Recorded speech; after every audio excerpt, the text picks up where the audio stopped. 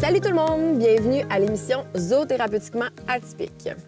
Donc aujourd'hui, on vous présente à l'émission le Centre L'Empreinte du Bonheur, les services, les collaborateurs, l'équipe et les animaux. En fait, aujourd'hui, on vous présente un petit peu d'où vient le centre, pourquoi le centre a été mis sur place et depuis combien de temps on existe finalement. Magali, est-ce que tu peux nous éclairer un petit peu? On a commencé le Centre L'Empreinte du Bonheur en 2017. Au début, j'avais appelé ça Zoothérapie L'Empreinte du Bonheur. Tout ça, c'est parti d'un projet que j'avais investigué dans un centre de personnes âgées ici à Thetford pour une fin d'études, une recherche de fin d'études à l'université. Par la suite, quand la zoothérapie elle a commencé, ça a été quand même difficile parce qu'il a fallu que je fasse connaître c'était quoi. Fait qu'en 2017, les gens, la zoothérapie, c'était peu connu, on entendait parler, mais il a fallu vraiment que je développe une offre de service puis que je fasse connaître. Donc, la zoothérapie, c'est quoi? Il faut savoir que la zoothérapie, c'est une triade. Donc, il y a toujours la triade, il y a le professionnel qui est formé en zoothérapie, qui a une formation également en relation d'aide. Il y a aussi le client ou la personne qui a besoin d'aide, qui a un besoin spécifique ou pas, comme vu précédemment. Donc, les objectifs sont très, très larges dans la zoothérapie. On n'est pas obligé nécessairement d'avoir un diagnostic, une problématique. On peut juste être là en prévention ou tout simplement avoir besoin de s'outiller des conseils, des solutions. Donc, on va également... il y a également, comme je disais, dans la triade de la zoothérapie, le professionnel qui est formé, l'animal également, qui est lui aussi formé et sélectionné pour travailler en zoothérapie. On ne travaille pas avec n'importe quel animal. Donc, c'est la triade qui forme l'intervention assistée par l'animal, communément appelée la zoothérapie. Comme tu as dit, Magali, c'est vraiment pas tous les animaux qui peuvent participer en fait à une intervention en zoothérapie. Comment est-ce qu'on fait pour déterminer, OK, cet animal-là, c'est vraiment un bon partenaire, il y a des bons critères qui me démontrent un intérêt en fait à travailler? C'est le fun que tu poses cette question-là parce qu'à travers les années où est-ce que mon entreprise ou notre entreprise a grossi, que le centre a grossi, les animaux qu'on a eus au centre n'ont pas toujours fait partie des partenaires d'intervention qu'on a travaillé avec eux. Donc, les animaux avec lesquels on travaille ont beaucoup d'entre-gens. C'est des animaux qui vont être attachants, affectueux, qui vont d'emblée aller vers les gens. Parfois, non. On a commencé à travailler aussi avec des animaux qui vont nous proposer des choses qui vont peut-être des fois aller à l'encontre des interventions dans la norme qu'on veut.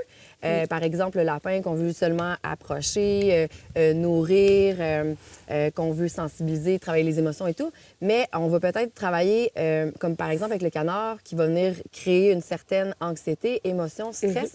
Puis on va travailler sur des choses totalement différentes parce que le canard va être prédateur plus que proie dans certaines situations. Mais au fil des années, bien, c'est ça. Un chien, comment qu'on dit qu'on fait partie de l'équipe? Comment fait partie un rat? Comment on détermine que cet animal-là est correct? Bien, je vous dirais que c'est une question de personnalité aussi, une question d'attitude, de comportement, de connexion avec l'être humain, de sensibilité. L'animal doit avoir ça, cette sensibilité-là, a envie de partager, de créer une relation, en fait. Puis c'est ça, la zoothérapie, ça va au-delà de simplement la connexion, ça va dans la relation qu'on va créer avec cet animal-là pour travailler des choses spécifiques en nous. Ouais. Fait que l'animal doit être, c'est ça, généreux, empathique. Il doit démontrer vraiment être attachant, affectueux, il va vouloir se faire parfois manipuler aussi. C'est ça, vivre des interactions avec l'humain. Ouais. Est-ce que ça t'est déjà arrivé de rencontrer un animal qui veut trop aller vers l'humain? Bien, des fois, c'est sûr que, mettons, je sais pas si tu as une idée en tête où est-ce que tu vas être ta question, mais dans le sens que si je peux prendre, par exemple, Sébastien, qui est très, très, très introverti, qui veut rentrer dans l'espace des gens, puis qu'on va travailler les limites avec les personnes, vraiment sa bulle, l'affirmation de soi et tout. Autant que ça peut être un cheval aussi, qu'on travaille avec des récompenses en renforcement positif dans un cadre de développement personnel avec des adultes et que peut-être que le cheval devient un petit peu genre... tout dépendant de l'énergie aussi de la personne. Il y a beaucoup de connexions qu'on fait avec eux, d'ateliers où est-ce qu'on leur demande des choses, que ce soit dans l'entraînement, que ce soit dans le jeu, que ce soit dans une position dans l'intervention qu'on fait avec la personne. Donc, l'animal peut devenir vraiment comme... Il y a beaucoup d'énergie, puis il a envie d'aller de l'avant, prendre ses propres décisions, puis il peut devenir un petit peu plus agressant. Mais on travaille des choses par rapport à ça aussi. Donc, ça a d'autres apports positifs, finalement, pour la personne. Oui. À travers les années, le centre aussi, je reviens sur ça, à travers les années, le centre a évolué. Avant, j'étais vraiment beaucoup sur la route. On était beaucoup sur la route, on se déplaçait dans les résidences de personnes âgées. J'ai commencé à les cogner. Au début, je faisais connaître la pyramide de Maslow. C'est quoi la pyramide de Maslow? C'est quoi les bienfaits de la zoothérapie? Avec quel animal je travaille? Je leur parlais de la Corporation des zoothérapeutes du Québec, les associations, les assurances, tout ce que ça implique, parce que ça en implique beaucoup de choses. Ce que peu de personnes connaissent, puis c'est ce qu'on met sur table aujourd'hui. Donc, quand ça a commencé à grossir, bien là, j'ai déménagé à une place où est-ce qu'on a créé des camps. On a créé des programmes de développement personnel pour les adultes. On a créé des programmes pour outiller les jeunes qui vivaient des difficultés au niveau de l'affirmation. On a créé le programme Sur mes traces. On a créé le programme Cheval céleste aussi. Par la suite, bien là, avec les années, on a grossi l'équipe. On a vu des intervenantes en éducation spécialisée s'affilier avec nous, des travailleurs sociaux, des beaux partenariats avec les centres jeunesse, avec des intervenants de la DPJ. On a aussi eu la visite de plusieurs stagiaires aussi. Hein? Beaucoup des stagiaires, oui, en éducation spécialisée, mais aussi en zoothérapie. Et Jessica, bien, en fait, on va faire du pouce tout de suite là-dessus. Oui. Jessica... tu veux-tu nous conter un petit peu, toi, ton histoire par rapport à, justement, le centre L'Empreinte du Bonheur? Parce qu'on commence à te voir de plus en plus sur les réseaux sociaux, à prendre part un petit peu aux interventions. Tu es à l'affiche, tu animes des choses aussi. Donc, c'est quoi, toi, ton histoire par rapport au centre? Puis à quel moment tu es arrivée dans tout ça? Bien, en fait, moi, c'est vraiment une passion, là, la zoothérapie, que j'ai toujours voulu pratiquer. En fait, travailler avec l'animal, aider l'être humain, puis vraiment... vivre de cette passion-là, c'est vraiment ce qui m'animait beaucoup étant plus jeune. Donc, j'ai vraiment souhaité rassembler toutes ces passions-là pour en faire mon métier d'aujourd'hui. Puis, c'est arrivé quand, là? Bien, en fait, j'ai fait mes cours en éducation spécialisée jusqu'à ce qu'on soit rendu à des stages à temps plein, finalement, à 5 jours semaine, où est-ce que je les ai faits, en fait, chez Magali, au Centre L'Empreinte du Bonheur, avec les animaux qui sont présents aujourd'hui. Puis... en fait, j'ai vraiment découvert en faisant des recherches. Ça a été de faire des recherches, j'ai découvert le centre, j'ai un petit peu magasiné les valeurs, les intérêts qui venaient plus me joindre, moi, personnellement. Puis c'est de là que j'ai contacté Magali, j'ai fait affaire avec mes professeurs parce qu'on s'entend que c'est pas tous les milieux de stage qui sont comme déjà implantés dans les milieux. Donc, mon professeur a pris contact avec Magali, a fait les recherches, a ouvert le milieu de stage pour m'accueillir en tant qu'éducatrice spécialisée. Donc, c'est arrivé à 5 jours semaine comme éducatrice. Et Jessica, c'est pas juste découvert une passion pour les animaux et comme vouloir faire ça dans son métier, mais elle s'est découvert, elle aussi, à travers tout ça. Parce que moi, je me rappelle de la Jessica qui était très timide, très introvertie, qui parlait pas, qui donnait pas son opinion, qui était gênée, mal à l'aise. Puis maintenant, bon, on voit une femme très épanouie, assumée et forte. Oh oui, oui, ça m'a vraiment apporté beaucoup. Puis de, bien, on a parlé un petit peu dans le premier épisode, mais de dire... De voir qu'on a les outils à l'intérieur de nous, mais il suffit de les appliquer. C'est vraiment ce que les animaux nous apportent, c'est de se questionner, de se dire, OK, pourquoi ça fonctionne pas? Il y a peut-être quelque chose à l'intérieur, il y a peut-être quelque chose chez moi que je dois bouger, modifier, changer pour permettre à la relation d'évoluer finalement. Ouais. Donc, ça apporte vraiment beaucoup les animaux, autant chez nous personnellement que ce qu'on peut apporter aux gens aussi. Et là, je vais faire une brève parce que Jessica, au début... dans le cadre de son stage, elle a dû faire une activité et c'était la semaine de camp. Le camp de jour, oui. Le camp de jour, c'était la semaine de relâche oui, de l'hiver. Oui. Et je me rappelle de la Jessica, stagiaire, être dans la maison, laisser les jeunes dehors parce que là, j'avais 2 stagiaires cette journée-là qui faisaient leur évaluation, qui avaient monté une grosse journée. Bien, en fait, 2 ou 3 grosses journées durant la semaine. Et là, Jessica, dans la maison, a pleuré et dit « Moi, je veux jamais travailler avec des enfants. » Puis que finalement, bien, elle adore ça. Puis là, les camps, ça lui manque. Exactement. Oui, on apprend vraiment je dis travailler, mais à s'amuser avec les gens d'une façon différente, plus ludique, moins dans l'encadrement, mettons. Oui, la zoothérapie nous La permet ça zoothérapie, aussi c'est de... beaucoup plus ouvert. Ça nous apporte une liberté d'action qu'on n'aurait pas forcément dans d'autres cadres, dans d'autres milieux. L'animal aussi nous le permet parce que c'est un animal qui est libre puis qui prend ses propres décisions. Puis on peut pas le forcer. Non. Fait que ça nous donne une belle perception, puis nous aussi, ça nous permet de travailler. Effectivement. Fait qu'avec avec les années, l'équipe a évolué. Donc, Jessica, maintenant, elle travaille dans l'équipe à temps plein. On a eu durant l'été, on a normalement des intervenantes qui travaillent avec nous durant les camps. Bien, d'ailleurs, ça fait maintenant près de 5 ans qu'on collabore ensemble, puis que l'équipe reste Après ton soudée. cours en éducation spécialisée, tu es allée te former en zoothérapie? Exactement. J'ai commencé mon cours en zoothérapie à l'école de Granby, en fait. Donc, un cours en ligne. Là, Fait que tu as fait ton AEC, ouais. Exactement. J'ai fait mon AEC pour vraiment avoir toutes les reconnaissances, tous les outils nécessaires pour vraiment pratiquer de la meilleure façon possible. C'est un cours de combien d'heures? C'est un cours de 500 heures. C'est vraiment... on a autant oui, de la théorie, mais qu'on a un peu des journées exploratrices, où est-ce qu'on va vraiment aller mettre en pratique, qu'on va aller découvrir, qu'on va aller observer.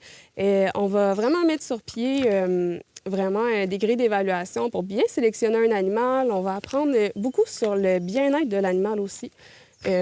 C'est pas parce que nous, on souhaite travailler avec eux qu'eux, ils veulent forcément travailler avec nous. On veut pas les forcer non plus.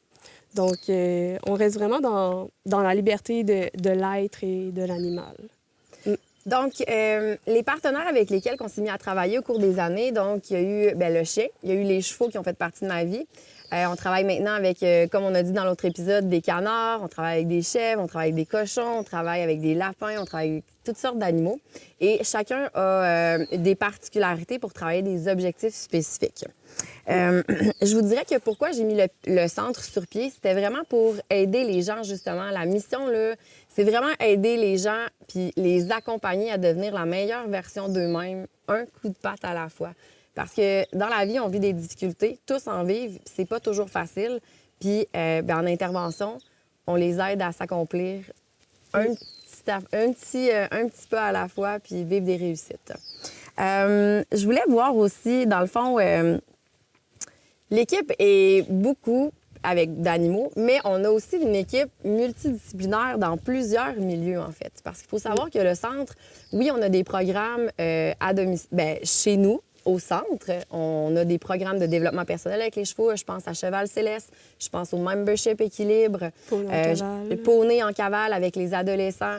Je pense à Sur mes traces avec les enfants, les 40 jours. On a également, sur la route, on est beaucoup dans les résidences de personnes âgées, les CHSLD, les hôpitaux. Les garderies. Les garderies. On est dans les OBNL. On travaille avec les gens en santé mentale. On fait toutes sortes de petits miracles. On crée vraiment des interventions magiques, significatives, synonymes de bonheur et d'accomplissement. Ouais.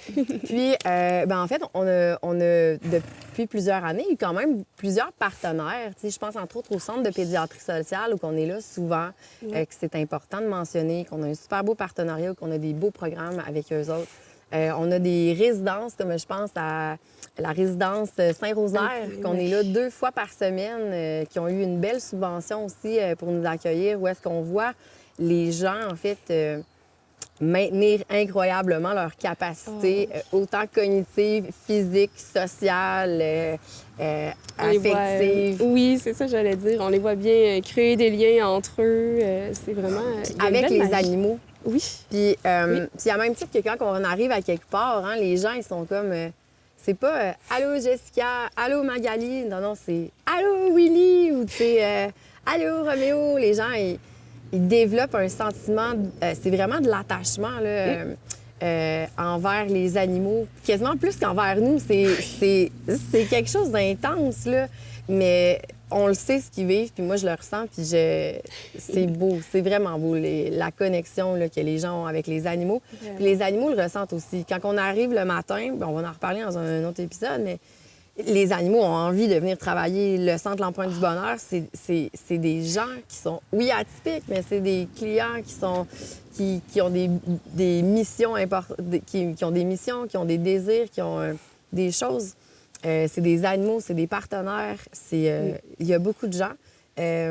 Puis on a vécu quand même des difficultés à travers les années. Là. Toi, ça fait quand même 5 ans, là, ça fait 8 ans que maintenant que moi j'existe. J'étais toute seule. Là, j'ai créé une équipe, puis ensemble, ça va super bien. Oui, on a surmonté beaucoup de péripéties. Tu dirais quoi, mettons, quelque chose qui a été difficile, mettons? Je pense que c'est le déménagement. Surtout la relocalisation, la restructuration. Je pense beaucoup, mettons, pour les animaux, oui, ça fait beaucoup de changements, mais aussi dans notre matériel, se retrouver dans tout ça, finalement. Je pense que c'est comme un gros défi qu'on a dû surmonter, mais on l'a surmonté ensemble avec des bonnes personnes autour de nous, là, qui nous ont vraiment épaulés, qui nous ont accompagnés, qui nous ont aidés, puis qui nous ont vraiment remonté avec eux. Bien, encore, vous, à la maison, vous pouvez toujours nous faire des choses pour nous aider. Là. On a toujours besoin, autant au niveau financièrement, au niveau socialement, des fois, ou juste de venir à la maison, donner du temps de bénévolat. On a beaucoup besoin avec les animaux. Comme je disais, on a eu des défis au cours des années parce que la zoothérapie, il faut savoir que c'est pour aider les gens. On aide des gens avec des animaux. Les animaux ont des besoins, les animaux coûtent, les animaux, eux autres aussi, on doit en prendre soin, on doit les entraîner. Il y a beaucoup d'animaux qu'avec le temps, on a créé des contacts, des collaborations avec la SPA. Je repense encore aux années de COVID, là. Oui. Combien de chiens qu'on a accueillis à la maison pendant 2 ans et demi? On en a eu 25 qui ont passé en 2 ans et demi, qui venaient de la SPA puis des refuges parce que les gens, ça débordait de partout. Ça, c'est vraiment quelque chose qui nous tient vraiment beaucoup à cœur. Fait que les animaux, on en a pris sous notre aile, qui, des fois, on ne travaille pas nécessairement avec eux, mais qui nous coûtent beaucoup. Puis on ne veut pas les abandonner, puis on les garde. Ouais. Salut, Tom. Salut, Tom. Oui. Sébastien d'ici. T'es un croque-feuille, toi. Oui, tu vas manger mes feuilles. Puis, fait que, tu sais, je pense encore, c'est ça, à la SPA qui parfois nous donne des choses. On a eu récemment des couvertures du comptoir familial. Du comptoir familial. C'est toujours des choses qu'on regarde, là, tu sais, la nourriture, des fois, c'est de l'équipement, parce qu'on en a beaucoup, puis on veut aider les gens. On a également parti deux super belles formations, en fait. La formation Chien en terrasse pour les commerces, c'est tout au niveau de la loi 85 qui est sortie pour l'autorisation des chiens en terrasse. Et on a sorti la formation également pour le grand public pour justement parler des lois, de la MAPAC, la responsabilité, les signes d'apaisement, comment entraîner possiblement ton chien à la maison, d'avoir des astuces pour les restaurateurs, d'avoir des outils, d'avoir des moyens, des processus, des règlements à mettre en place avec le personnel, mais également pour adapter leur environnement. Donc, on voit toutes sortes de choses dans cette formation-là. Mais je veux juste revenir un peu au comment sélectionner un animal de zoothérapie. En fait, je trouve que c'est important qu'il y ait un bon système d'autorégulation, lui aussi, qui soit capable de se retirer, en fait, quand il a besoin de se retirer en intervention. C'est lui qu'il faut qu'il crée le contact. Donc, comme je disais, on ne force jamais un animal. Il faut qu'il aille justement, il faut qu'il soit curieux, il faut qu'on soit capable de prévoir aussi ses comportements, que le chien soit capable de bien démontrer les signes d'apaisement, les signes de stress quand il ne se sent pas bien. Même chose pour le cheval, c'est ça, de bien être capable de l'évaluer. Là. Oui. Puis je pense que ça vient aussi beaucoup d'apprendre à savoir comment l'animal va communiquer pour répondre à ses besoins, finalement, puis l'encourager à ce qu'il nous exprime ses besoins, qu'il nous parle comme il le peut. Bien, c'est vraiment d'être attentif, d'être à l'écoute envers eux aussi. Donc, c'est de remarquer leur mimique, d'apprendre à connaître leur personnalité, leur non-verbal, nos chiens sont rendus... pas seulement nos chiens, nos animaux en général sont très bons pour nous indiquer lorsqu'ils ont besoin de quelque chose. Puis on a l'impression que des fois, à force de travailler avec les animaux en zoothérapie, qu'on fait... en fait, c'est ça. Qu'on développe ce sens-là de la communication animale, puis d'être capable de juste à regarder ton chien ou ton cheval, ton lapin, de savoir exactement ce qu'il pense, ce qu'il a besoin, puis ce qu'il faut là. Là. On développe cette petite fibre, cette petite fibre-là. Puis... Magali, où est-ce que tu verrais le centre L'Empreinte du Bonheur d'ici 5 ans? Oui. OK, d'ici 5 ans, bon, on a nos camps, on a nos programmes de développement, que ce soit avec les ados, les enfants, les adultes. On reste sur la route. On a notre théâtre de poney. On fait de la garderie pour les chiens. On a nos... on a tellement gros, là. J'ai tellement de projets, là. Est-ce qu'on a un ranch, une ferme? Ah non, on a gros, là. On a un ranch, une ferme.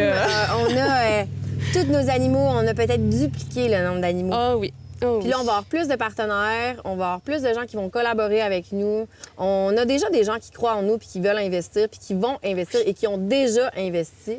Oui, on va avoir une équipe multi juste avec nous. Tu sais, une travailleuse sociale, une psychologue, une ergo, quelqu'un qui veut travailler avec... pour vraiment permettre à la personne de se développer à son plein potentiel. C'est ça, à tout le monde. À tout le monde. C'est pas seulement la personne qui a un problème, qui a quelque chose ou qui est neuroatypique, c'est tout le monde. Tout le monde a besoin de créer cette relation-là pour apprendre à travailler des petites choses en soi. Des micro-blessures, des fois des micro-traumatismes, Parce qu'on le sait, Magali, c'est pas tout le monde qui est capable d'aller demander de l'aide facilement. C'est pas facile. C'est pas facile d'être capable de s'assumer, en fait, puis de demander de l'aide. Moi, ça m'a pris vraiment beaucoup d'années. Combien de fois j'ai crié à l'aide, les gens comprenaient pas, puis même moi, j'avais de la misère à l'expliquer. Comment tu fais si tu as de la misère déjà à communiquer, puis à entrer en relation avec les gens? Comment tu fais pour demander de l'aide, au final? Fait que c'est pas facile, mais c'est tellement important. Puis sachez que nos portes, nous autres, sont ouvertes, petits, grands, âgés. Sans jugement, on fait beaucoup de deuil aussi. On va en soins palliatifs. On démystifie la mort avec les gens. On parle d'après. On parle de sexualité dans nos interventions. Rien n'est tabou. Il n'y a pas de sujet tabou. La zoothérapie permet ça, cette ouverture-là, à toutes sortes de sujets. Si jamais vous aussi, à la maison, vous avez envie de nous aider, que vous soyez jeune, moins jeune ou un petit peu plus âgé, ça va nous faire plaisir de vous accueillir. On a tellement de choses qu'on peut faire, que ce soit du jardinage, de venir brosser des animaux, que ce soit de venir donner un coup de main dans la paperasse, ou que ce soit juste de venir passer du temps un petit peu, puis venir prendre des photos, venir faire un petit coup de pub. On a toujours aussi des belles ouvertures pour des projets. Si vous avez des projets en tête, on a toujours des idées, on a toujours des choses pour trouver les moyens d'y arriver. Donc, si vous avez envie de collaborer avec nous, si vous avez envie de nous contacter, vous avez besoin d'aide ou que vous voulez venir visiter notre milieu, venir participer à des programmes, venir faire des séances. On est maintenant également fournisseur de l'IVAC pour ceux qui sont victimes d'actes criminels. Donc, on a des beaux programmes aussi pour ces personnes-là. Voilà. Qui sont accessibles. On est joignable, en fait, sur notre page Facebook, le Centre L'Empreinte du Bonheur, ou sur nos pages personnelles, en fait. Ouais. Puis... Instagram aussi. Instagram, on est sur TikTok. Sur TikTok, on est vraiment sur toutes les plateformes. Puis on est vraiment... on est là. On est là. On est là pour vous faire briller, nous faire briller, puis être là pour discuter de zoothérapie et de choses complètement différentes. Tout ça dans le non-jugement. À cette émission.